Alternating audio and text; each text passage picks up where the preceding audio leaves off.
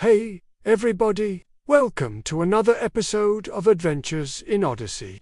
It's me, and today we are going to be talking about Noah and the Great Flood. So let's dive right in.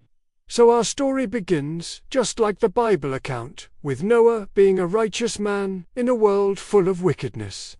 The people around him were so caught up in their own evil ways that they had forgotten about God completely. And it made Noah very sad to see all of these people doing evil day after day. One day, God decided to visit Noah and see what he was up to. But when he looked out over the world, he was deeply saddened by all of the wickedness he saw. In fact, it says in the Bible that God was grieved that he had made man.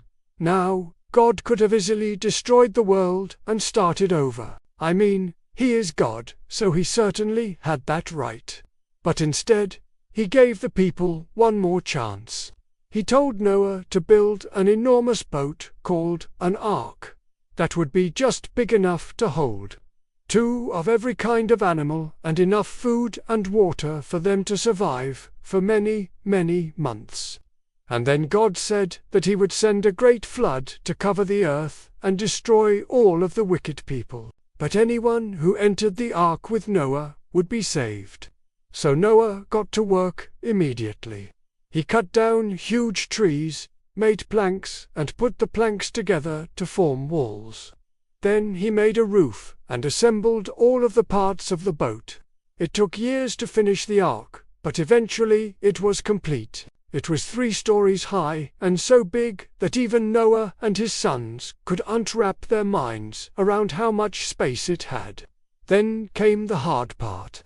God told Noah to bring all of the animals onto the boat, 2 of every kind. But Noah couldn't find any giraffes or elephants or tigers or kangaroos. Where was he supposed to find all of those animals? But then Noah realized that maybe God didn't want him to catch wild animals, but instead he would take the animals that belonged to his neighbors. When they heard that Noah was building a boat, they all laughed at him. They thought he was crazy. But Noah finished gathering the animals just in time, because the next day it began to rain. And oh, my goodness, did it ever rain! For 40 days and 40 nights, rain poured down from the sky, covering the entire earth. The rain was so loud that Noah and his sons couldn't hear anything else. They couldn't hear the wind, or the thunder, or even the animals. All they could hear was the sound of the falling rain. As the days passed, the water rose higher and higher, until it was over the highest mountain. Finally, the rain stopped and the sun came out. But there was still so much water everywhere that it would take months for it to go back into the oceans and back into the rivers and back into the lakes. But the floodwaters had carried away all of the wickedness, and now the earth was clean. God promised that he would never again destroy the earth with a flood, and he gave Noah and his family and all of the animals a big rainbow to remind them of his promise. The end. Well, that brings us to the end of our episode today. I sure hope you enjoyed this retelling of the Great Flood. You know, this is one of my favorite stories from the Bible.